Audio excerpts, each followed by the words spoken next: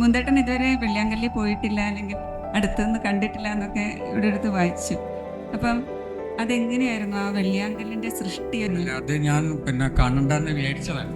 കാരണം അതൊരു സ്വപ്നം പോലെ അവിടെ കിടന്നുകൊണ്ടിട്ട് എനിക്ക് അവിടെ പോകണമെന്നോ അല്ലെങ്കിൽ വെള്ളിയാങ്കല്ല് കാണണമെന്നോ ആഗ്രഹമില്ല. അതൊരു സ്വപ്നം പോലെ അവിടെ നിന്നുകൊണ്ടിട്ട് ഒരു ഫോട്ടോഗ്രാഫർ, വൈക്കം മനോജ് എന്ന് പറഞ്ഞ ഫോട്ടോഗ്രാഫർ തുമ്പിയുടെ ഫോട്ടോ എടുക്കാൻ വേണ്ടി കാത്തിരുന്നു.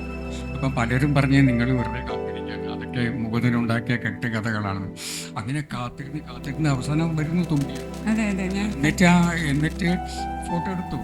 അത് ഇപ്പോഴും ഒരു അത്ഭുതമാണ് കേട്ടോ. അവിടുന്ന് തുമ്പികളുണ്ട് എന്നുള്ളത് നമുക്കത് ന്യായീകരിക്കാൻ, എല്ലാ യുക്തി കൊണ്ട് ന്യായീകരിക്കാൻ കഴിയുമെന്ന് എനിക്ക് തോന്നുന്നില്ല കേട്ടോ. നമ്മുടെ യുക്തിക്കപ്പുറത്ത് ദാസനും ചന്ദ്രികയൊക്കെ ഇപ്പം അവിടെ തുമ്പികളായിട്ടുണ്ടാവും എന്ന് തന്നെയാണ് അല്ലേ?